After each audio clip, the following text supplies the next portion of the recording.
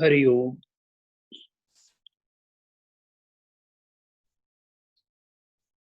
After the situational aspect of Arjuna, Lord is giving all possible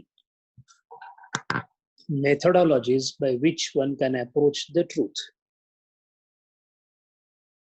He started with the highest standpoint, the standpoint of self or the soul, Atman.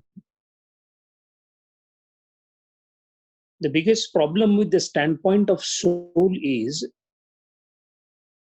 to the one who has not experienced the soul or not seen the self, so to say, to him, even if we have ballads about Atma Tattvam, it is an abstract entity for him. Something that is not seen, something that is not experienced, is your state. If someone tells me this, I am not able to convince my own intellect that something like this can exist or could be existing. I have Shraddha. I do believe what the Lord says, but the heart of heart, something which I have not experienced, I have been told that you are that, thou art that. Thou I know, that I don't know. So if I have to see everything from the standpoint of Atman or that or the self, theoretically it may appeal me, but practically somehow my intellect is not pragalbha, has not developed to the extent of grappling that particular subject in its entirety. Incidentally, it is a subject which cannot be understood, but a subject that has to be experienced by anubhuti. So that is another obstacle. So to talk about the whole world as only existence of Atman and everything else is a fallacy appears an absolute contradiction to our way of thinking. However wrong we may be, but we are grooved into a thinking that the whole world is a truth, because that is what is happening, including the satsang. I am different, all participants are different. I am studying Gita, Lord said in Gita. All this is fallacious, is so difficult to digest because we cannot think of that kind of a situation. Although Atman remains to be the first standpoint for thinking anything in this world. But now the Lord has come down a bit and then has started arguing in terms of the world of so-called practical or intelligent people, as Gurudev calls them. The materialist. The materialists, they say that no, there is no Krishna, there is no Arjuna, those dialogues are all superficial, they are all stupefying things, because has anybody seen who has departed? Where has he gone? In fact, Kathopanishad starts with that question. Asti iti ekecha, nasti iti ekecha. Somebody says that somebody exists after death, others say they don't. Frankly speaking, how many of us can come forward and say that I know what happens after death? Hardly anybody, because you don't get Gurudeva every now and then. If we do not know from where we have come, if we do not know where do we go, then naturally we are constrained because of our intellect to conclude that don't know from where I come, don't know where I go, but whenever I exist, that is the only existence, forget everything else. And since there is no existence after death, and I don't know from where I came, what do I do in the present life? What concern it is after my death? You don't carry anything after death. Your wealth doesn't come with you. Then how your bad karmas also can come with you?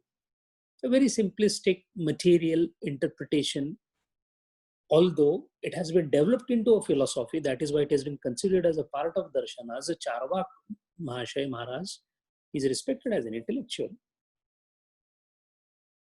He is not scorned because he has explained his standpoint, and which appeals to most of us, especially the material part of the world. And incidentally, as of today's world, Charvaks are existing on the western side of the earth. one of the most powerful nation on the earth today, is the abode of Charvak. Runam krutva, ghrutam pibet. The modern interpretation is take the credit card and spend as much as you can. That happens from there, and then it slowly spreads everywhere. It has spread to our place also. This material view thinks that I do not know from where I come. I don't know where I'm going. So enjoy the life till you are alive. Now, Charvaks do not believe in continuation of birth. Because if they believe in continuation of birth, then they would say that whatever ills you committed this birth, you will have to suffer in the next birth. So they don't say, nobody is there to watch after once you are dead. In fact, take the loan and go away. Who's going to pay the installments? So Charvaka's standpoint or material standpoint is this. Lord is now trying to take even that standpoint into consideration and then trying to tell Arjuna that let us say that you are a materialist. Even by your standards, is there anything that comes into the being and that doesn't go out? Even by your standpoints, I know nothing comes in, nothing goes out. My standpoint is different. But still, if I accept your standpoint, which is a material standpoint, everything that comes definitely goes, including you. 70, 80, 90, 100 years, you're gone. The house, 100 years, 200 years, it is broken down. The palace, 300, 400 years, it is broken down. The stone, 1,000 years, broken down. The mountain, 1,000, 10,000 years is broken down. In fact, it's a geological fact that the place where Himalayas are existing was completely inundated with the sea. And Himalaya was right beneath the sea as a mountain. And then it became a fold mountain and came up, etc. So what means what was there earlier, even not now, the most unassailable height, Mount Everest, will not be there anymore. And now stretch the same imagination forward and forward, and then even Brahma, who created the universe, he himself is not going to be there, because the Adesha, the rule, applies everywhere. Why? Because Brahma is born, I am born, and the firefly, which stays for very few hours or days, they say that her life is very, very small. Even she, anything that is born is bound to perish. So Arjuna, from that angle also, if you decide not to do your act, which has come to you because of your kartavya, supposing that if you don't do, even then all those, they will die because of the old age. So what are you worried about? Are you worried about their death, or are you worried about you killing them? So let us first sort out the death part of it. Because you have been always telling me that how can I kill them? They will die. So let's talk about them. They will die in any case. Present standpoint is your arrow will kill them. Normal standpoint is anybody who is born is bound to die. So maybe another 10, 15, 20, 30, 40 years, Ashwatthama, Dronacharya, Bhishmacharya, they're going to die. And even if you take my standpoint that they are already dead, even then they are dead. Lord has shown all the possible permutation, combinations of intellectual aspect of man's life, where we try to reason out everything. That is called tarka. We try to approach everything by reason. In fact, all the faculties of science and the people with scientific temperament, as they call it, they basically rely upon reason. The reason that emanates in the intellect that is so limited, yet they feel it is profound. Because this intellect has not touched the profundity of a place where intellect itself is transcended. But that's a different thing besides the point. The question here is, the very first word used in the shloka says jatasya. Word ja itself means birth. Ja is to emanate. Moment you emanate, that means you have to come from somewhere. Just appearing. Now, come from somewhere is something which we don't understand, because we don't know from where we are coming. So we can at least say that we are definitely appearing. The word is appearance. That is why in the next shloka, the word used is vyakta. Vyakta is expression, expressing, appearing. Once something appears, we call it ja. It's born. It's come into existence. The lotus comes in the pond one fine morning, it blooms. So we call it as Pankaja or Ambuja. Ambuja, Panka in the mud. It comes Pankaja, to be born. In other words, when it appears, prior to that there is nothing there, at least to our senses.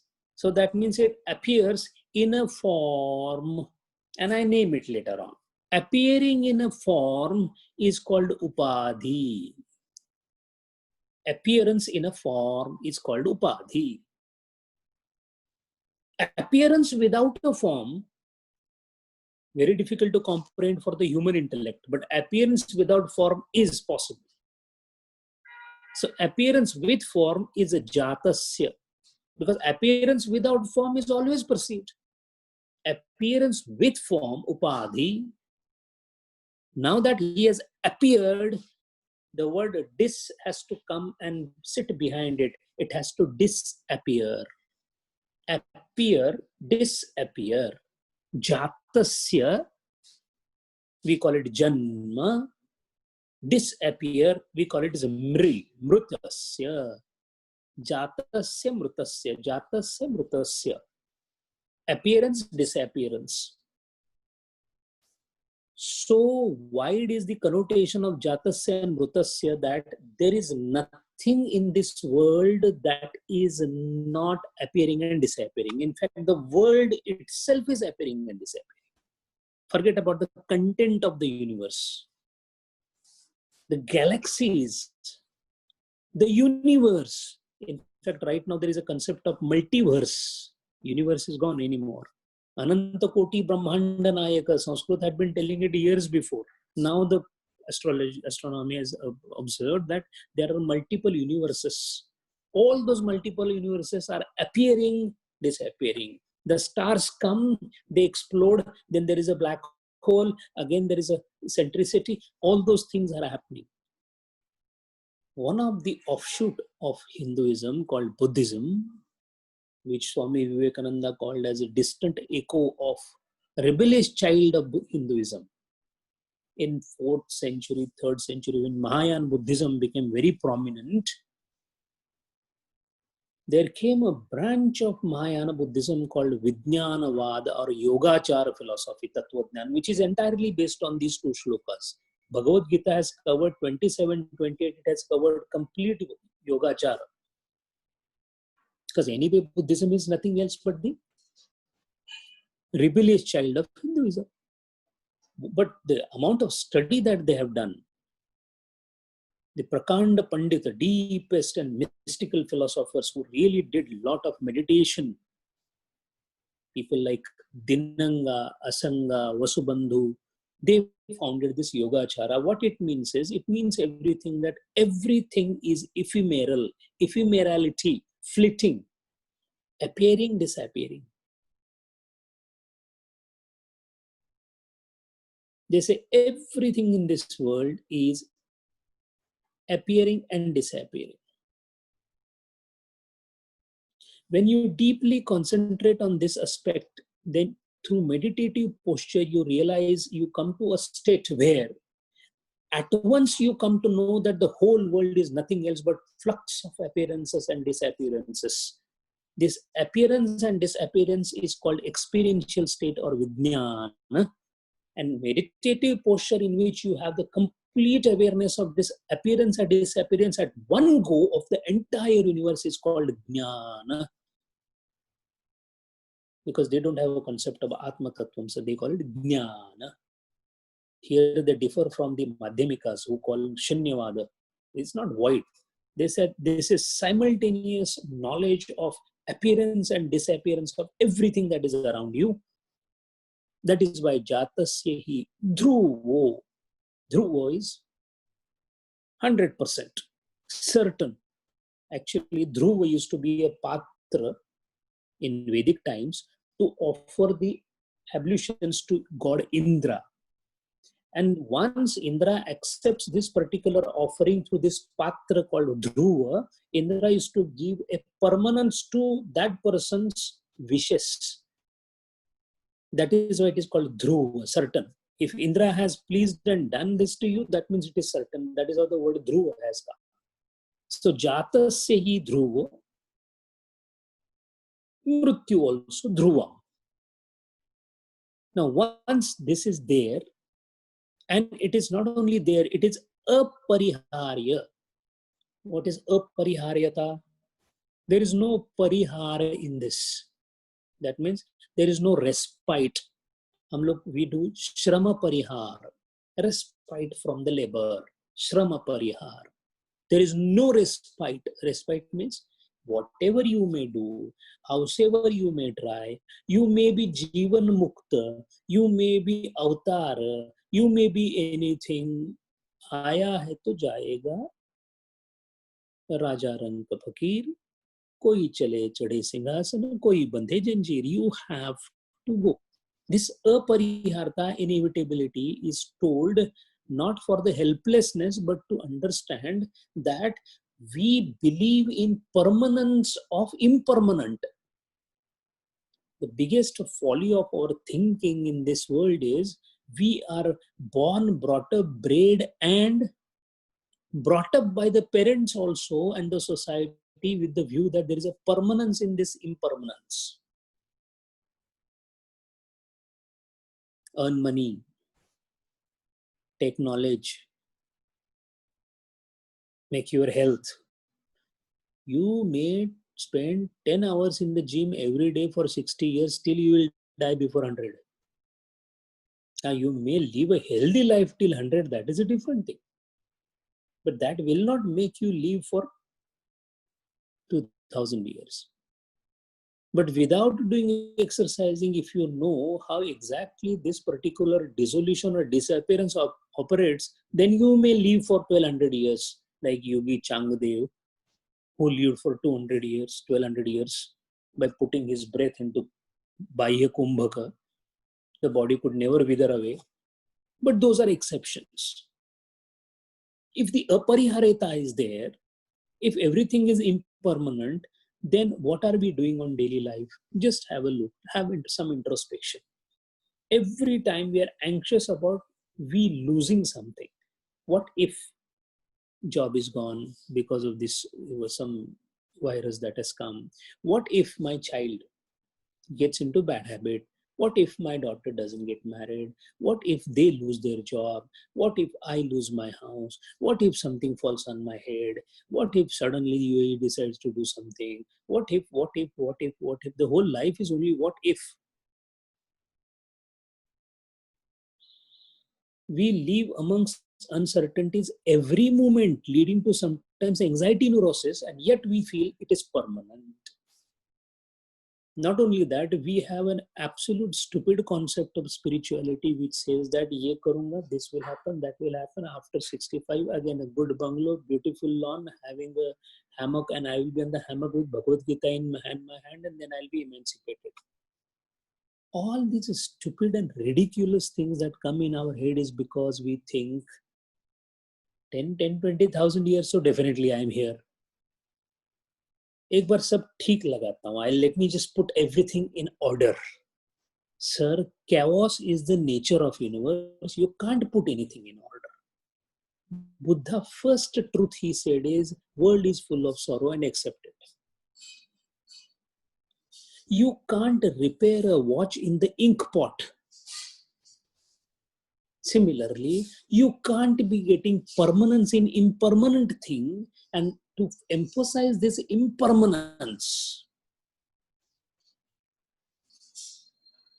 on the stage of world drama, you got a small role to play amongst umpteen number of actors coming and going. Your entry, there was a bell, your entry happened. Just do your act, and you will be pulled to the other side because new actors are going to come. When are we going to understand this? We feel the whole drama is meant for me. I am the lead actor. All others will go. I will be here. That is the reason if somebody dies, we go and say that what to do? One day everybody has to go. But moment our biopsy report is not yet to come, we feel, oh my God, I don't know what will happen. I pray God, please don't take me away. This is called Nura Kushti. Nura Kushti means a decided wrestling match. The match of wrestling where decision is already decided is called Nura Kushti. There is a Kushti of this type. Between the God and us, this Kushti is there. We always tell to the God, I don't want to come. I don't want to leave this world. Please keep me here. And the Lord has very openly declared to everybody the result that I'm going to take him. We struggle for not going out of this world. And the Lord has said that you shall. Why? Jatasya mrityu iti dhruvam. Mera koi problem nahi. The universe that I have created, I have put an adesh, niyam into it. And because I am not able to stay here, because in this impermanent world I am not getting the permanence, then the child starts crying. Crying why? This world, midlife blues, the life sucks, such a difficult time, what of stress, what is happening? What a stupidity. In the impermanence, you are saying that how impermanent? It is impermanent, sir. Why are you repeating it again and again and crying? That is why Naraha Kayanti iti Narakaha, the place where people weep and wail is called Naraka, is right here in our house. Beautiful. We've actually taken an apartment to create a Naraka. Why? Because in the apartment and the bungalow, we cry. Gurudev, without a house, was in Swarg always. That is why he was always smiling. Our face is always sullen. Sullen is internal crying. Gurudev says, no intelligent person should mourn. No mourning. And if you mourn, what is the reverse of this statement? Those who mourn are not intelligent. So now how are we? Dumbest to the core. To weep is to admit one's own ignorance and stupidity. Majors use two words, ignorance and stupidity. To weep is a folly and to smile is a wisdom. Keep smiling. That is why Krishna and Gurudeva, both of them, throughout their life, in whichever situation you see them, whether it was 4:30 morning, Ganga Snanam with the ice cold water, whether it was a chartered aircraft in which he flew, whether he was hungry, whether he was given full of this thing, whether he was weighed on the 70 kilos of gold, all these places he had a smile. Same was the story with Krishna. Born in the jail, taken through the flooded Jamuna, then again Kamsa coming, Chanura coming, Indradeva fighting, and then Karanguli, Anguli, Parvatam, all everywhere, only thing, even when he was threatened by the people, he was smiling. Even then Subhadra was saying something, he was smiling. When Rukmini fought, he was smiling. When Satyabhama complained, he was smiling. Everywhere. Even Duryodhana, the most obstinate, even to him also he was smiling. This keep smiling is something which we need to understand. That is the meaning in 27th shloka. Our situation is different. Kabir Maharaj has described that Kabira jab hum paida huए, जग हंसे हम रोए, ऐसी करनी कर चलो, हम हंसे जग रोए. Do something whereby people will keep crying. Why? Because they'll believe in this impermanent. Hum hase. The smile will come on my face. That is why looking at the weeping and crying people, Kabira says that I really feel like crying to you people, not on myself. I'm smiling. I feel like crying on you because चलती चाकी देख कर दिया कबीरा रोए, दुई पाटन के बीच में साबुत बचा न कोई. Like the grinding wheel between the two sleds, where the grains get completely pounded. Similarly, all those who are born are getting pounded between past and future, karma and phalam. That is why the aim of the shloka is to let us know that this is nothing but land of impermanence, and impermanence is bound to perish because it is not permanent. Once you go above this state, then even the universe looks like a child's play. Bajichaye atpal hai duniya mere aage, hota hai shabe roj tamasha mere aage. The Jivan Mukta people call it as a tamasha, a God's magical play, Maya, playing around in different things, relations, fights, cries, greed. All this is impermanent. How impermanent things are? In the Yoga Shastra, the anandam that you get because of meditation, also they say it is impermanent. Why? It is born. Born cannot be permanent. Innate, pre-existing, atma tattvam, that is permanent. That is why, again, to emphasize this, now the Gurudeva has used a very important word here. Krishna explains the problem as viewed through the goggles of the common man, because common man is not wearing lenses, he is wearing goggles. See the words used by Gurudeva, because lenses make things clear. For us, things are shaded. That's why wearing goggles. It's not that he just used this word to throw a word in the statement. No. Goggles means you have a tinted view of the world, not the clear view through the lenses of jnanam.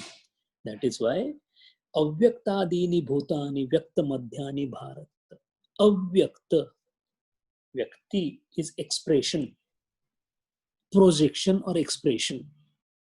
Vak word has come from the same. Vak is to vacha, vak, vacha, shabda is to express. So this is nothing else but you are expressed. When I come, I am born. That's my concept. I'm expressed. What is expression? The water that was there in the Himalayas decided to flow down and it became Ganga. So the water there expressed as a river. Similarly, the universe that is created by the Shakti of Shakti as what? As the power of Shiva, when it decided to express itself, the expression became Vividha, Nana Vidha. And these expressions are there because that is his wish to have these expressions. Does mountain have a problem because I'm expressed as a mountain? No. It is only when the Antakarana starts developing higher and higher, this mystical interpretation of me, mine starts coming up. The universal ahankara, which is described as the prakruti paschat ahankara in Sankhya Tattvajnana, is not a problem. That is I am, that ahankara. But the problem is, after the development of trigunas, the ahankara that we get is I am this. That ahankara is what bothers. That differentiation is what bothers. And that is why vyakta, if vyakta, expressed, is the, expressed means upadhi. Who am I? I am packed into 5 foot 6 inches, 4 inches, 3 inches, into so many kilos with the help of bhuta sanghata. A pot has been made. The pot is called beautiful and goes to the beauty parlor. That's a stupidity. But the pot itself is created from the clay by the potter, Ishvara, Naimittika Karana, and inside the pot, consciousness has been inserted so that the pot moves. Why was the consciousness inserted? That is his wish to insert the consciousness. It was not given for a reinterpretation of that inserted consciousness as me, mine, which you did, and then all this happened. Working contrary to the designs of the universe, working contrary to the designs of the Lord, then the expressed pot starts suffering. Tomorrow, suppose if I say, I am the ruler of this place, which I am not, then I will suffer the consequences or not. Because I'll start ordering somebody, he will give me a tight slap. Now, if I say, look, he beat me. No, sir. First problem is you called yourself the ruler of this place. That itself is wrong. Then what do I do? Just don't call yourself the ruler. Be what you are. Then there is no upadhi. Then there is no upadhi kruta behavior. And you are done with all the things. If this is the case, then avyakta nidhananyeva, unmanifest, these are the two extremes. In between there is avyakta madhyani. Vyakta madhyani, only the middle part, like a firefly in the night. It just appears and we don't know, we can't locate it also. Where did it go? You can't locate it. Now just juxtapose the few seconds of firefly to 70 years of us, and we are fireflies. Impermanence is the nature, is thy nature, is in our nature. And if this is all understood, then the one who has really understood it, grooved, not understood intellectually, once it is inside it. Balaji Maharaj gave an example in the last satsang about Rajiv Gandhi's death, and Gurudev was saying that another bubble is burst. From which standpoint that statement came? From the standpoint where he knew everything is impermanent. Saying is easy. Saying every day we say, "Kya rakha hai duniya mein?" This is all stupid say. That is all poetry. We keep doing. It has no significance. Realization coming from within. Hunger comes from within. You don't have to bring it. Thirst comes from within. Similarly, the experience of the world as impermanence, if it comes from within, for which of course we have to work hard to naturalize that experience, which is called meditation, dhanam. First of all, stop meddling into the affairs of the world. You are in the world as a constituent of cosmos, delegated with certain functionality based on the designs of the cosmos. So do not add anything of yours. What has happened is it is like the Lord has told you that you will be born, you do this. Your job is very simple. Your job is to basically meditate upon me. Think of me. But what if I'm born? What about my food? Yoga kshemam vahamyaham. You don't worry. You don't worry. You just do your function. Rest everything I will see. If you do this, there will be no paridevana. Tatraka paridevana. Paridevana word is slightly different than the shoka, because shoka has come prior to this. This time now paridevana word has come. Ninda yukta vilap is called paridevana. Ninda yukta vilap means the grapes are sour to the fox. Ninda yukta. Not only crying. Crying is because I couldn't get this, I wanted this, I didn't, my son, my children, my house, me, mine. There is some amount of disgust, frustration, ninda, criticism. I've been neglected. God is never kind to me. Look, everything, every morning, 1 hour, evening, 1 hour, not a small thing, I give it to God. I give to God time for Him. This is our prayer. He has given you, or you are giving Him. But this is how we are, all ridiculous. Ninda yukta vilap is called paridevana. Tatra ka paridevana. If there is so much of impermanence, you don't know from where you are coming, where you are going, why then is this paridevana? In fact, Acharya Shankaracharya has used this word paridevana in his Eka Shloki, which is again on the lines of these two shlokas only. Yavat kalam bhavet karmam tavat tishtati jantavaha tasmin क्षीणे विंचन्ति तत्र का परिदेवना. यावत कालम भवेत कर्म, जब तक कर्म है, till the time the karma is there, तावत तिष्ठति जन्तवः, till that time you are here, appearance is here. तस्मिन् क्षीणे, कर्म क्षीण, once the karma is over, विंचन्ति तत्र का परिदेवना. You're extinguished after that. He goes further and says a beautiful shloka, which is absolutely parallel to this shloka. Eka vruksha samarudha nana jati vihangamaha. On the branch of a tree, there are different birds of different colors sitting together, is the world, according to Shankaracharya. Eka vruksha samarudha nana jati vihangamaha prabhate kramashaha yatha. When the morning comes, they fly. Tatra ka paridevana. Why there should be lamentation? The bird doesn't say that, oh, I lost the branch. No, he just flies away. Why? He had come there only for the night along with the other birds.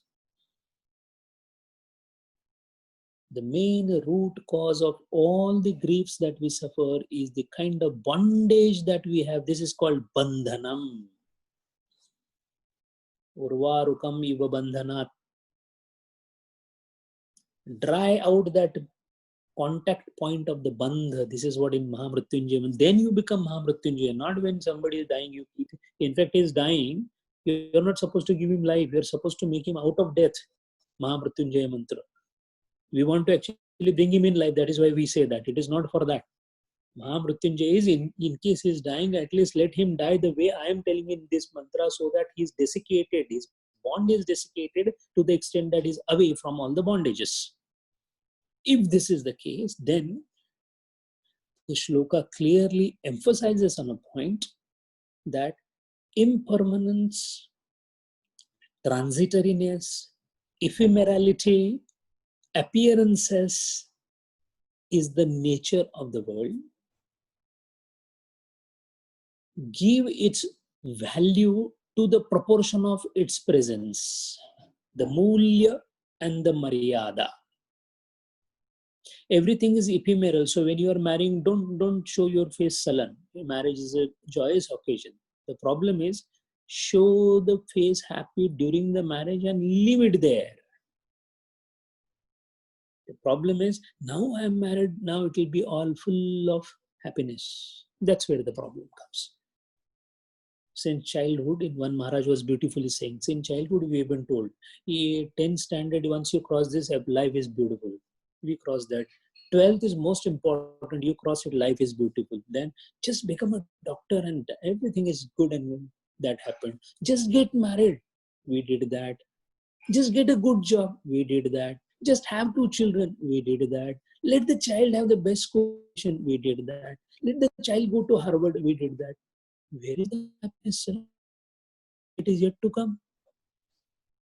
This ephemerality, if it is understood in proper context, then irrespective of the situation in the world shall not affect me, because I shall not be affected by the world. I am here to play a role to effect certain things to the extent of capabilities given to me by the cosmos. That much I shall do. I'll do my role as a Raja, king, or a slave, whichever has been allotted to be by karma. And moment the bell rings, the 3rd act is over, I say goodbye, sir, and I'm going. If this is understood, then things will become easier. That is why Lord is emphasizing in Arjuna that at least if you understand this, now take your bow and the arrow and let's start doing the work. But the fact is, Arjuna is still not convinced. He wants to fight from the standpoint of conviction. And that is why the saga continues. The shloka continues. Hari Om.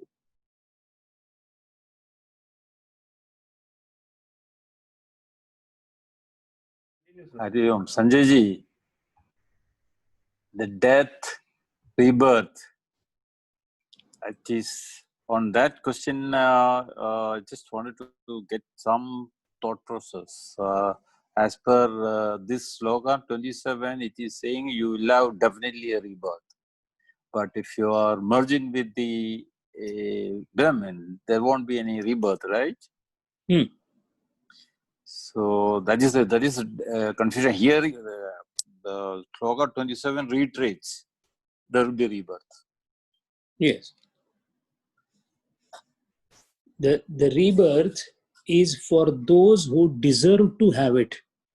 For example, the very fact that you are having a upadhi or the birth is for the role that needs to be played based upon your karma, one, or on the volition of the avyakta tattva parabrahman.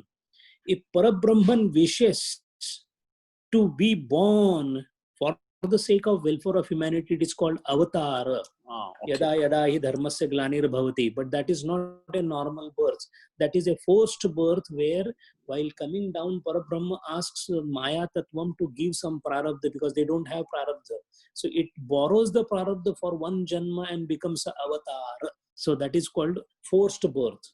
Other births are called natural births because you have done the karma. In order to fulfill the karma's phalam, you will be born into suitable material investment. So we will be born in that particular yoni. So the birth will continue for those who have earned the credit to be paid back by being born again. So karma and phalam. Now the question is, one who has transcended the I-ness or the ahankara, when the I concept is not there, who will enjoy the fruit? So the birth is automatically extinguished. That is why jnanagni karma bhasmasat kurute. Bhasmasat kurute means the karmas may be there in sanchita, but the problem is the owner is gone. When the owner is gone, you cannot build a house. So that is why there is no birth. For all others who continue to have the ahankara, who continue to have gunas with them, they shall be born and born and born. Even if you say, I want to just do the service to the whole humanity, you will be born because there is ichha.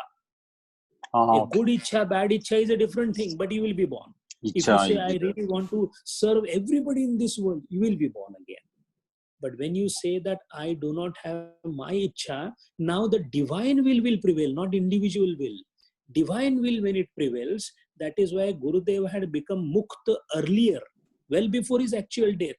But the fact is, after that, the divine will prevailed and asked him to do what he was doing. It was not individual will at all. That is why Gurudeva never decided himself to do what to do. Whatever happened, happened through him. Right now, whatever is happening is because of me. When it happens through me, dwara adhito jagati stravantu. Through my body to the world. That is what our prayer is. That is how Gurudeva has worded it. Hari Om. Yeah, very clear. Hari Om. Sanjay ji, I also thought that these stanzas are actually, because he starts the 26th stanza, but even if you think of him as born. So these stanzas are actually just for people who actually have not reached the level to understand birth and rebirth and the impermanence of soul. So it is in this context that he is explaining these to him. And in elsewhere, obviously, he's talked about the fact that other things. So these shlokas, in my mind, were just for people to kind of a step ladder, so to say. Absolutely. This is called Vyatireka Bhasha. That's why I was talking about Anvay Vyatireka. You can either say that the mango is very sweet, or otherwise you can give a very bitter fruit to it and say that, look how it is tasting now. Now the mango is not like that. This is called Vyatireka. So now he's using Vyatireka Bhasha because most of the people who call themselves intelligent or scientific, they have this habit of taking skepticism everywhere. They keep taking doubts because they say, yeah, if Atman is there, then why can't I see that? Why don't you show me the Atman? As if these are the lords of the universe who want to see the Atman like a crystal ball. So to such people, Tarka prevails. That is why through Tarka the Lord is going now, that okay, you say everything comes and then it goes also, at least you agree to that or not. That is how he's trying to approach the field. In fact, at the end, by doing the synthesis of both the logics, Lord is ultimately going to talk about Atma Tattvam as time will pass by. But Gita being the answer to all types of sadhakas, including the skeptics, the atheists, the Christians, these whatever you call it, nemesis, as long as you have an approach, you have an answer there. That is why it is an all-pervasive scripture. Hari Om.